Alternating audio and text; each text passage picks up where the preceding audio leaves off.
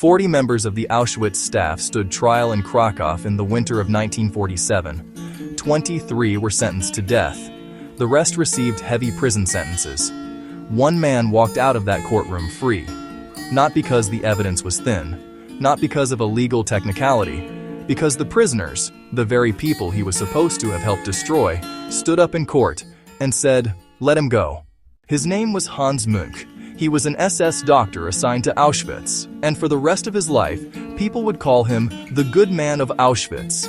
But that title is more complicated than it sounds, because the story of Hans Münch isn't a simple tale of heroism inside a death camp.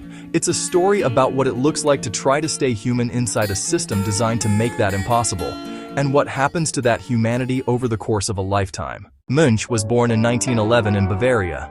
He studied medicine at the universities of Tübingen and Munich, and he joined the Nazi Party in 1937, not out of ideological fervor, but because membership opened doors for a career in bacteriology. That's the kind of choice that's easy to judge from the outside and harder to understand from the inside. He wanted a career in science. The party controlled who got one, so he joined.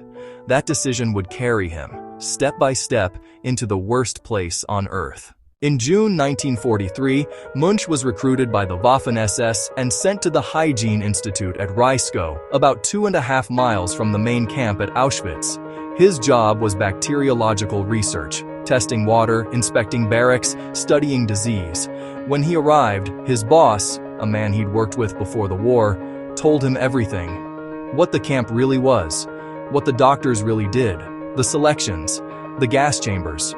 Münch later said he couldn't understand how his colleague could endure it, but now he was inside the system too, and getting out wasn't an option. Here is where Münch's story diverges from nearly every other SS doctor at Auschwitz. He refused to participate in the selections. The selection process was the beating heart of the camp's machinery of death. Newly arrived prisoners were sorted into 2 lines. One line meant forced labor, the other meant the gas chambers.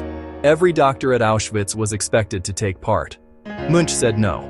His superior didn't punish him. Instead, he sent a message to the camp commandant, and Münch was formally excused. That fact alone, that a man could refuse and survive, raises a question that haunts the entire history of the Holocaust. If one doctor could say no, why didn't the others? Münch didn't just avoid participation, he actively worked to keep people alive. He developed elaborate fake experiments, research projects that had no real scientific purpose but required prisoner labor. The prisoners assigned to these projects were, in effect, protected. As long as they were useful to his research, they couldn't be sent to the gas chambers. One prisoner who worked with him daily described him as friendly, showing personal interest in people, never humiliating anyone. He seemed oddly out of place. Another said Münch was proof that a German could behave humanely even in an SS uniform. He helped prisoners contact their families. He supplied them with medicine. He once got 2 women released from the penal squad, a unit where the mortality rate was nearly 100%. Münch worked alongside Joseph Mengele, the Angel of Death. The 2 men were the same age, both Bavarian, both doctors. One became the most infamous war criminal in the history of medicine. The other became the only Auschwitz staff member acquitted at trial. They shared the same institution, the same uniform, the same system. The difference between them was a series of choices that each man made, day after day, for years. That proximity, the fact that the good man and the angel of death existed side by side, is one of the most unsettling details in this entire story. After the war, Münch was arrested in a U.S. internment camp and extradited to Poland in 1946. He was charged alongside 40 other former Auschwitz staff members in what became known as the Krakow-Auschwitz trial. The trial lasted from November 24th to December 22nd, 1947.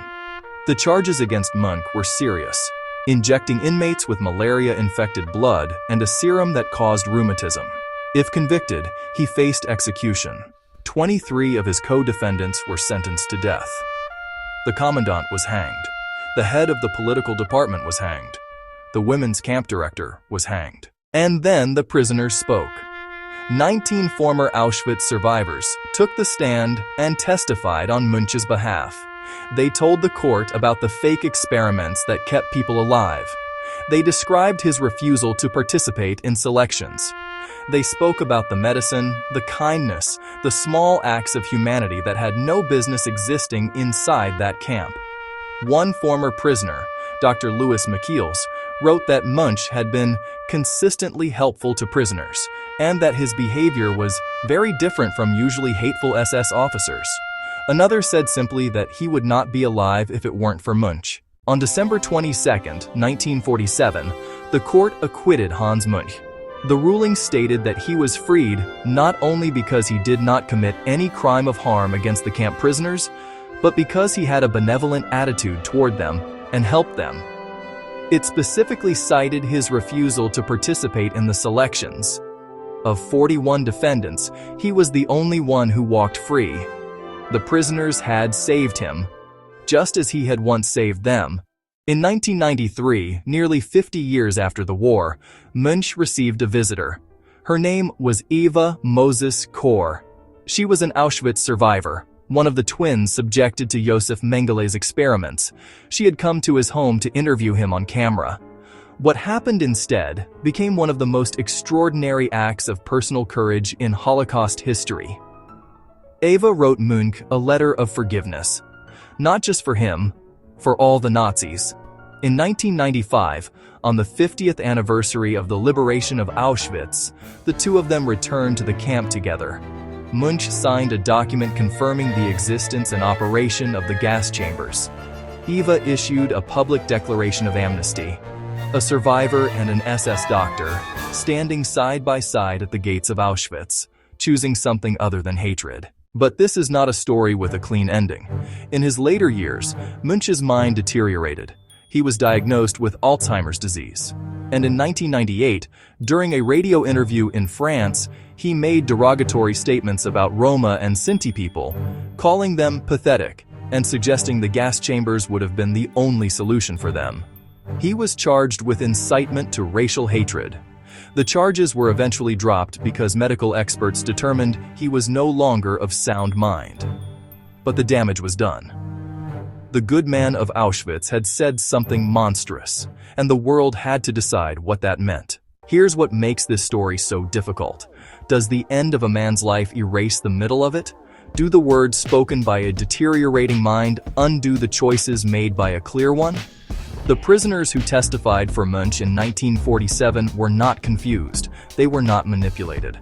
They stood in a courtroom and told the truth about what he had done for them. The women he got released from the penal squad were real. The fake experiments that kept people alive were real. And the racist statements made 50 years later by a man losing his grip on reality, those were real too. This story doesn't resolve neatly. It shouldn't. What Munch's story teaches us is something uncomfortable. Good and evil don't live in separate people. They live in the same person, sometimes in the same moment. A man can refuse to participate in murder and still carry the poison of the system he served. A man can save lives and, decades later, say something unforgivable.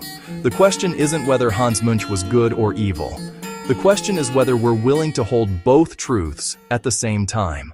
Hans Munch died on May 2001 in Bavaria, at the age of 90. After the war, he had worked quietly as a physician in a small Bavarian town.